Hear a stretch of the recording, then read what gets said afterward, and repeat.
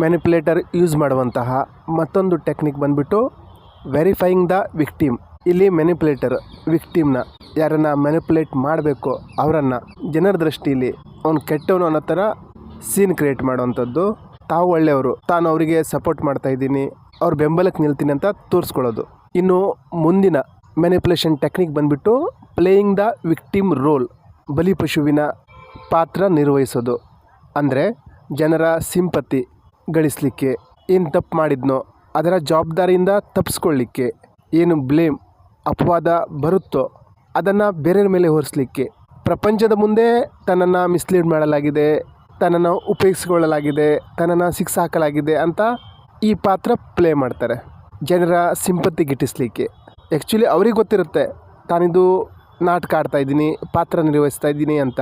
ಇಲ್ಲಿ real victim ಅಂದರೆ ಎದುರಿಗಿದ್ದವರು. ಅಯ್ಯೋ ಪಾಪ ಹೋಗಲಿ ಬಿಡು ಅಂತ ಹೇಳ್ತೀವಲ್ಲ, ನಾವು ನಿಜವಾದ ಬಲಿಪಶು. ಇದು ಅವರ ಮ್ಯಾನಿಪ್ಯುಲೇಷನ್ ಟೆಕ್ನಿಕ್.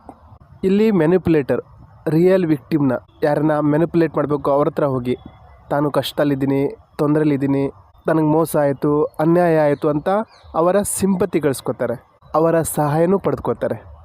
ಇಲ್ಲಿ ವಿಕ್ಟಿಮ್ ರೋಲ್ ಪ್ಲೇ ಮಾಡ್ತಾ ಇರೋವಂಥವನು ಮ್ಯಾನಿಪ್ಯುಲೇಟರ್. ಇವರು ಇನ್ನೊಂದು ಥರ ಆಟನೂ ಆಡ್ತಾರೆ.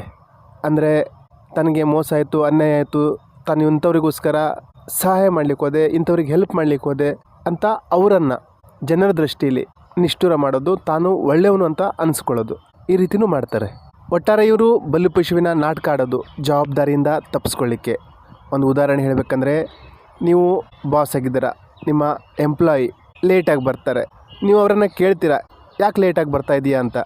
ಅದಕ್ಕೆ ಅವರು ನಮ್ಮ ಫ್ಯಾಮಿಲಿಯಲ್ಲಿ ಈ ರೀತಿ ಸಮಸ್ಯೆ ಆಗಿದೆ, ಇದರ ಜವಾಬ್ದಾರಿ ನನ್ನ ಮೇಲಿದೆ, ನಾನು ಅಸಹಾಯಕನಾಗಿದ್ದೇನೆ, ನನ್ನ ಮೇಲೆ ತುಂಬ ಪ್ರೆಷರ್ ಇದೆ ಅನ್ನೋ ಥರ ಕತೆ ಹೇಳ್ತಾರೆ. ಇವರೇ ವಿಕ್ಟಿಮ್ ರೋಲ್ ಪ್ಲೇ ಮಾಡುವಂಥವರು. ಲೇಟಾಗಿ ಬರ್ತಾ ಇರೋದಕ್ಕೆ ಏನು ಪನಿಷ್ಮೆಂಟ್ ಸಿಗ್ತಾ ಇತ್ತೋ ಅಥವಾ ಏನು ಬೈಗುಳ ಸಿಗ್ತಾ ಇತ್ತೋ ಅದನ್ನು ಅವರು ಪರ್ಸ್ನಲ್ ಪ್ರಾಬ್ಲಮ್ನ ಶೇರ್ ಮಾಡೋದ್ರ ಮುಖಾಂತರ, ಬಲಿಪಶುವಿನ ಪಾತ್ರ ವಹಿಸೋದ್ರ ಮುಖಾಂತರ ಡೈವರ್ಟ್ ಮಾಡಿರ್ತಾರೆ. ಇಲ್ಲಿ ಕೇಳಿದಂಥ ಬಾಸಿಗೆ ಒಂಥರ ಗಿಲ್ಟ್ ಫೀಲ್ ಆಗುತ್ತೆ, ಎಂಥ ಕಷ್ಟದಲ್ಲಿದ್ದಾನೆ, ತಾನು ಯಾಕಾದರೂ ಅವನಿಗೆ ಬೈದ್ನೋ ಅನ್ನೋ ಥರ. ಇದೇ ಮ್ಯಾನಿಪ್ಯುಲೇಟರ್ ಬಳಸುವಂತಹ ಟೆಕ್ನಿಕ್.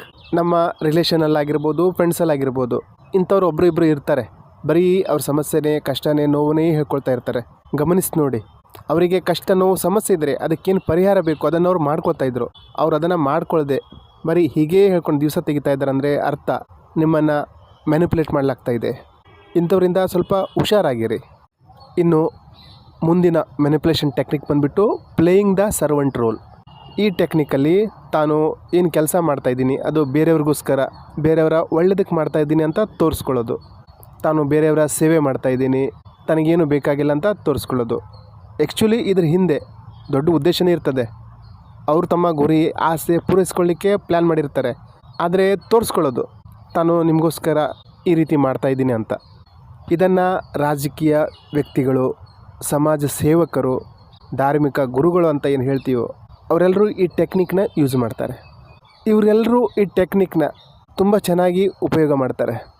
ನಿಮ್ಮ ಉದ್ಧಾರಕ್ಕಾಗಿ ತಾವು ಬಂದಿದ್ದೀವಿ ಅಂತ ತೋರಿಸ್ಕೋತಾರೆ, ಆದರೆ ಅದರ ಹಿಂದೆ ಉದ್ದೇಶ ಅವರ ಗುರಿ ಪೂರೈಸ್ಕೊಳ್ಳೋದೇ ಆಗಿರ್ತದೆ. ಇದರಲ್ಲಿ ಇವರು ರಿಯಲ್ ಇಂಟೆನ್ಷನ್ ಏನಿದೆ ಅದನ್ನು ಮುಚ್ಚಿಡಲಿಕ್ಕೆ ನಿಸ್ಸಿಮ್ಮರು.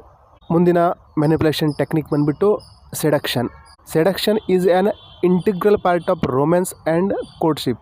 ಎಲ್ಲರೂ ತಮ್ಮನ್ನು ಯಾರಾದರೂ ಇಷ್ಟಪಡಲಿ, ವ್ಯಾಲ್ಯೂ ಕೊಡಲಿ, ಹೊಗಳಿ ಅಂತ ಬಯಸ್ತಾರೆ.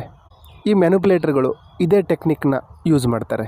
ಯಾಕಂದರೆ ಯಾರನ್ನಾದರೂ ಮ್ಯಾನಿಪ್ಯುಲೇಟ್ ಮಾಡಬೇಕು ಅಂದರೆ ಅವರ ಇಮೋಷನ್ ಜೊತೆ ಕನೆಕ್ಟ್ ಆಗಿರಬೇಕು. ಇಮೋಷನ್ ಜೊತೆ ಕನೆಕ್ಟ್ ಆಗಲಿಕ್ಕೆ ಮೊದಲ ಹೆಜ್ಜೆನೇ ಸೆಡಕ್ಷನ್. ಈ ತಂತ್ರ ಯೂಸ್ ಮಾಡಿ ಅವ್ರ ಮೈಂಡಲ್ಲಿ ತಮ್ಮ ಬಗ್ಗೆ ಒಳ್ಳೆಯ ಚಿತ್ರ, ಇಮೇಜ್ ಕ್ರಿಯೇಟ್ ಮಾಡ್ತಾರೆ. ಈ ಟೆಕ್ನಿಕ್ನ ಯೂಸ್ ಮಾಡಿ ಅವರ ಮನಸ್ಸಲ್ಲಿ, ಹೃದಯದಲ್ಲಿ ಜಾಗ ಪಡ್ಕೊಬಿಡ್ತಾರೆ. ಯಾರಾದರೂ ನಮಗೆ ಅಟೆನ್ಷನ್ ಕೊಟ್ಟರೆ, ನಮ್ಮನ್ನು ಸ್ಪೆಷಲ್ ಫೀಲ್ ಮಾಡಿಸಿದ್ರೆ, ನಮ್ಮನ್ನು ಹೊಗಳಿದ್ರೆ ನಾವೇನು ಮಾಡ್ತೀವಿ ಅಂದರೆ ಅವ್ರ ಹತ್ರ ಓಪನ್ ಆಗ್ತೀವಿ, ನಮ್ಮ ಮನಸ್ಸಲ್ಲಿ ಅವರಿಗೆ ಜಾಗ ಕೊಟ್ಟುಬಿಡ್ತೀವಿ. ಈ ರೀತಿ ನಮ್ಮನ್ನು ಮ್ಯಾನಿಪ್ಯುಲೇಟ್ ಮಾಡಲಿಕ್ಕೆ ನಾವೇ ಅವರಿಗೆ ಅವಕಾಶ ಮಾಡಿಕೊಡ್ತೀವಿ.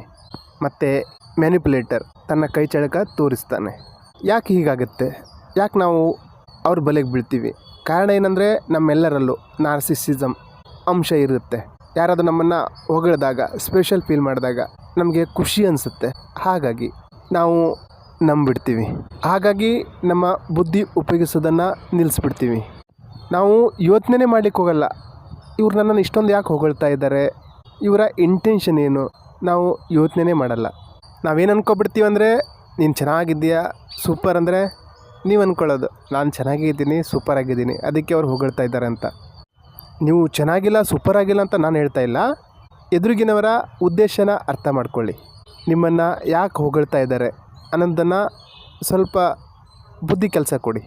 ಒಬ್ಬ ಮ್ಯಾನಿಪ್ಯುಲೇಟರ್ ಈ ಟೆಕ್ನಿಕ್ನ ಯೂಸ್ ಮಾಡಿ ತಾನು ಒಳ್ಳೆಯವನು, ತನ್ನ ಒಂದು ಒಳ್ಳೆ ಇಮೇಜನ್ನು ಸೃಷ್ಟಿ ಮಾಡಿಕೊಂಡು ಒಬ್ಬರನ್ನ ಮ್ಯಾನಿಪ್ಯುಲೇಟ್ ಮಾಡಿದ್ರೆ, ಅವನು ಯಾವ ಉದ್ದೇಶಕ್ಕೋಸ್ಕರ ಮ್ಯಾನಿಪ್ಯುಲೇಟ್ ಮಾಡ್ತಾ ಇದ್ನೋ ಆ ಉದ್ದೇಶ ಈಡೇರಿಸದೆ ಬಿಡಲ್ಲ.